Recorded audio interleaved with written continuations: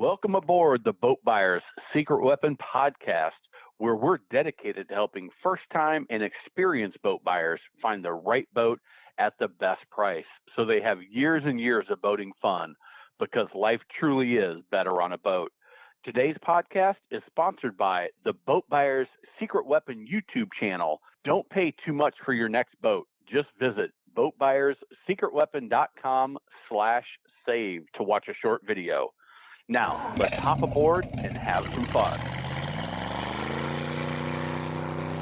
Welcome to the Boat Buyers Secret Weapon series. I am your host, Captain Matt. Today we're talking winterization mistakes for outboards. Yes, there is a winterization process for outboards. We're going to talk through it. We're going to talk about what winterizing is and what it is not. Winterizing the wrong way and other tips and pointers for new owners. This is brought to you by the Boat Buyers Secret Weapon Toolkit. You can grab your free copy at boatbuyerssecretweapon.com/toolkit. There are some free videos that you can only get with the toolkit, a ownership calculator, as well as the toolkit that's packed with information, checklists, questions to ask dealers and sellers, and much, much more. Again, check that out.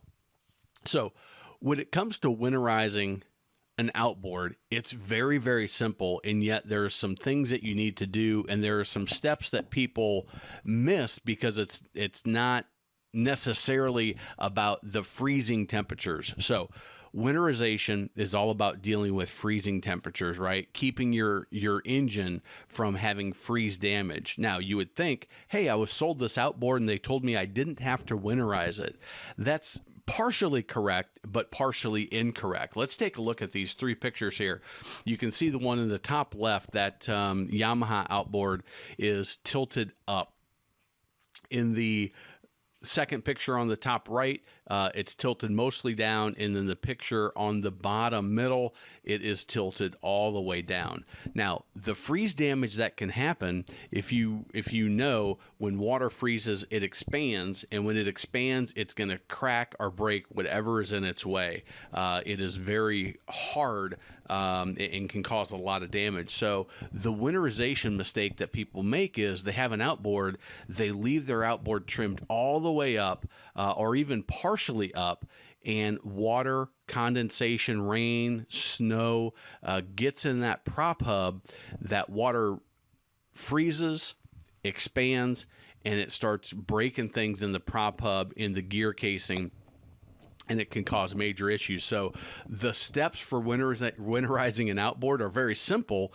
It is tilt that engine down, get all the water drained out, tilt it back up, go through the full up and down cycle of that engine, and make sure that engine is straight. So as a tiller, it would be straight, not turned to the port or starboard.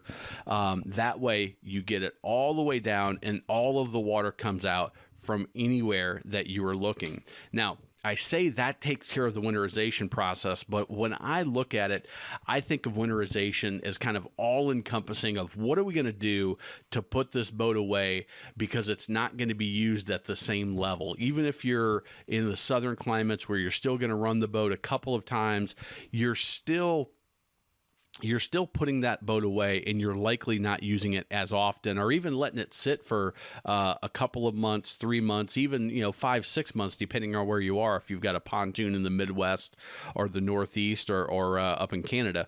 So when it comes to winterizing, I kind of incorporate everything that you're going to do to put that boat away for an extended period of time. The first thing, obviously, you're going to get all of that water out, and you're going to leave that engine tilted all the way down to avoid water gathering in the prop. Changing the oil, changing the gear lube, fogging the engine, and treating the fuel. These are all things that are included in what I think of the winterization, and more that we'll talk about here in just a moment. And we'll talk about why. So I'm curious to know, if you've owned a boat for a while, have you made any winterization mistakes, and what are they? Put those in the comments below, and put any tips that you may have for people in the comments below, and share your experience. So one of the biggest things that I think about when putting a boat away for the season is treating the fuel. especially if you're doing ethanol, if you're running ethanol, which I'm going to encourage you to run straight gasoline in your engine. If you haven't heard this before, ethanol is what you'll see E10. They just recently passed some legislation that they're now allowing E15. You'll want to go and find 100% gasoline. That E is ethanol, ethyl alcohol, and it can cause major damage in boat engines, really any engine that's not run on a consistent basis, where you're not running the fuel through every week or two like you are in a vehicle. It can cause what's called varnishing, which is in the top left, where in the carburetor or in the other components of the fuel system, it leaves a residue behind that kind of looks like it's varnished. That can get in, clog up, the components of the fuel system and cause major damage, especially when it sits for an extended period of time. And extended in the terms of ethanol could even be a month. So it's a very short period where it can deteriorate and cause those issues. The other thing that happens is, two things really. The ethyl part of which is the ethyl alcohol, it attracts water. So it kind of is like a sponge where it sucks moisture in, and you get more water in your fuel. Also, when it sits, it can lead to phase separation, which is the fuel, the gasoline, and the ethanol separate. Once it separates, it cannot be put back together. And when you run that through your fuel system, it causes some major issues with your fuel system. And it is a major area of failure of engines and breakdowns.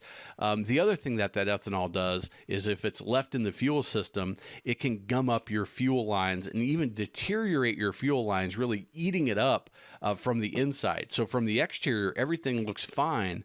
But when you were cut into them, you see that some of that rubber is eaten away. It can even gel up in the fuel line and cause major issues. So a couple of best practices. One is put straight gasoline in. No matter how hard it is to find, you'll have a better experience over the long haul. Number two is treat your fuel with some sort of fuel stabilizer when you put it away for the season. It's going to keep the octane up. It's going to keep the moisture out as much as possible, and it's going to be best. Now, when you put in that fuel treatment, make sure that you run that engine for a good 15 minutes or so and let that fuel treatment get mixed in and run throughout the entire fuel system. You're not just treating the tank of fuel. You want that to run through all of the entire fuel system that you have, including the hoses, the carburetor, the injectors. And the other thing that you'll want to do is, if you have the ability, is disconnect the fuel line directly from the motor and run that motor dry of fuel. So you'll just disconnect it, you'll let the motor run out, and then turn that off. That's going to make sure that there's no gas sitting in those components, especially if it is ethanol. That's going to be the best way to put it away for the season. The other thing you want to do is check your fuel water separator. You want to make sure that you get all the water out of there, maybe even changing it out if it needs to be. You could have two fuel water separators. The first one, that fuel filter that's in the engine, take the cowling off and you can gain access to that. And that's going to get the first level.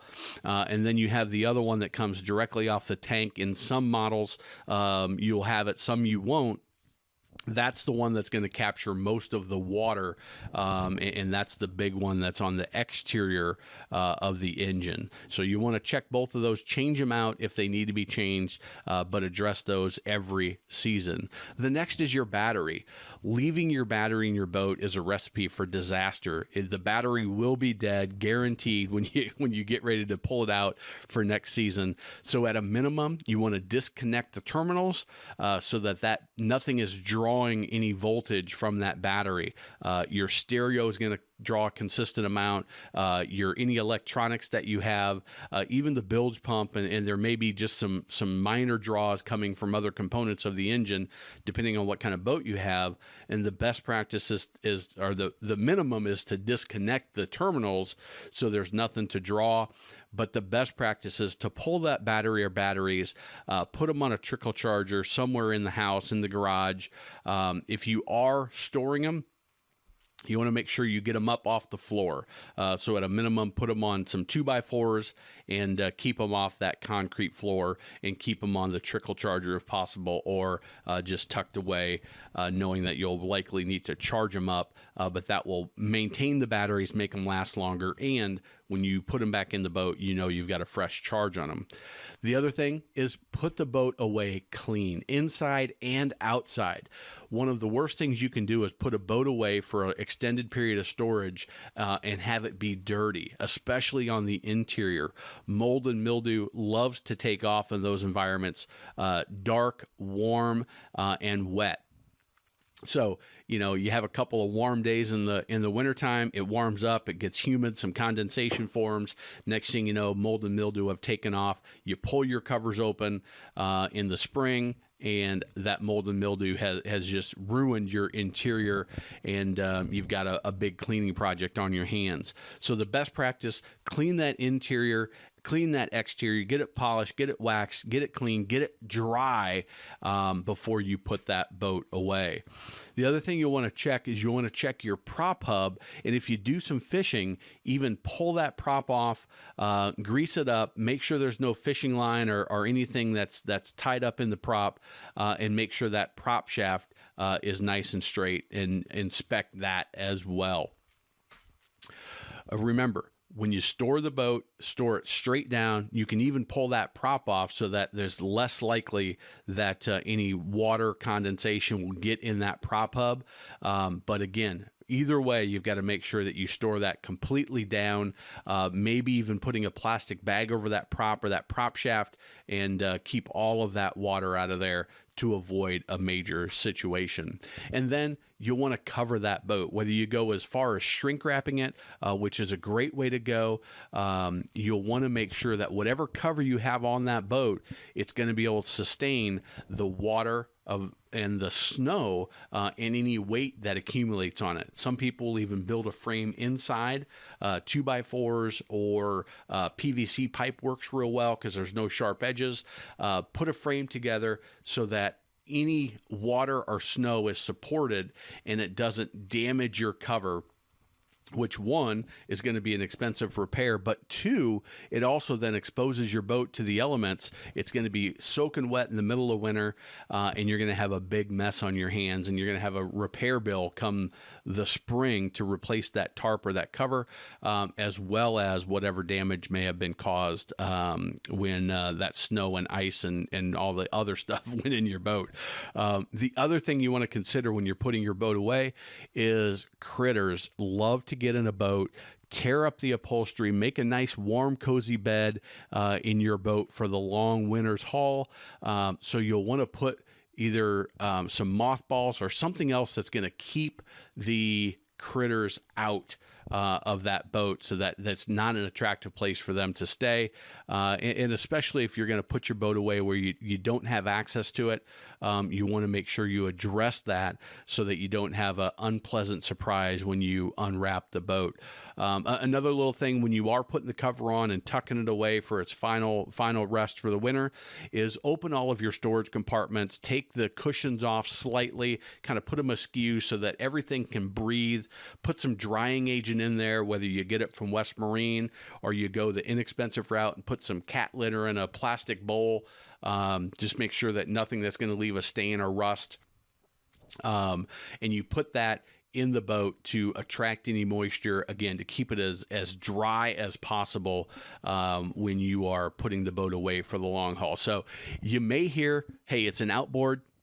You don't need to winterize, but if you're putting your boat away for an extended period of time, which is over a month, in my opinion, you'll want to do those things. I wrap them up into the winterization term, but it's really annual service, regular maintenance, and regular cleaning, as well as stowing it for the long haul. So when you pull it out come spring, that you are happily getting on the water that first time and not dealing with a major issue.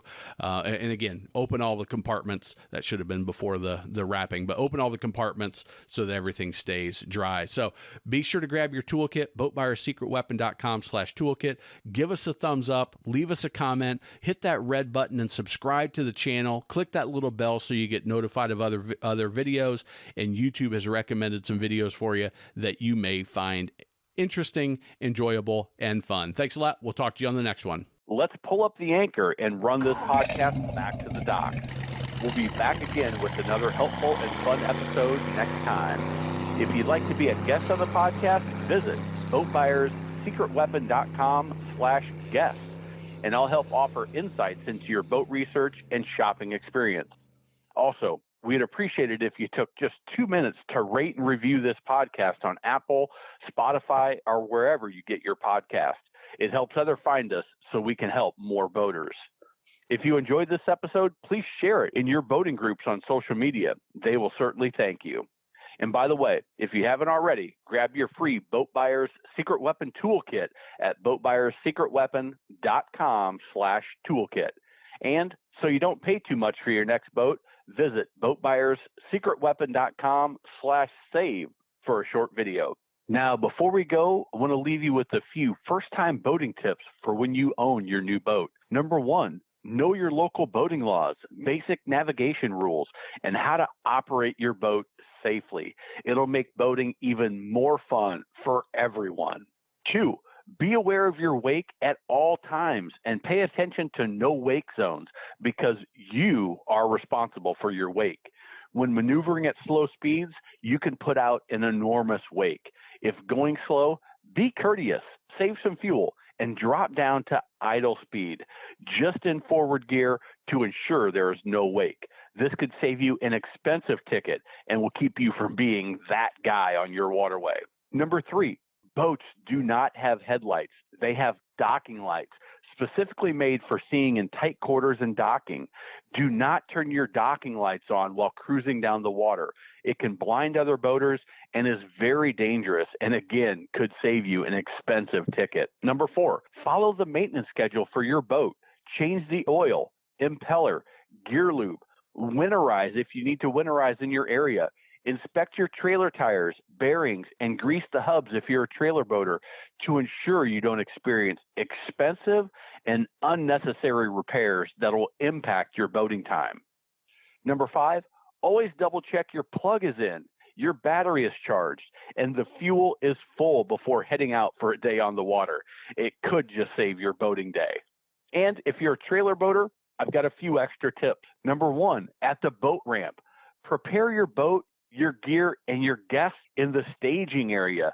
Then, when you're ready, back down the ramp, unload the boat, head to the parking lot, and right back down to your boat to be fast and courteous to your fellow boaters, and don't tie up that ramp unnecessarily. Next, use transom tie-down straps when trailing your boat. Very bad things can happen if you don't, and they do happen. 3, check everything in the boat is secure before heading down the road. Seat cushions, gear, keys, towels, even tubes and lily pads can get blown out when pulling your boat down the highway or interstate. And most important, have fun.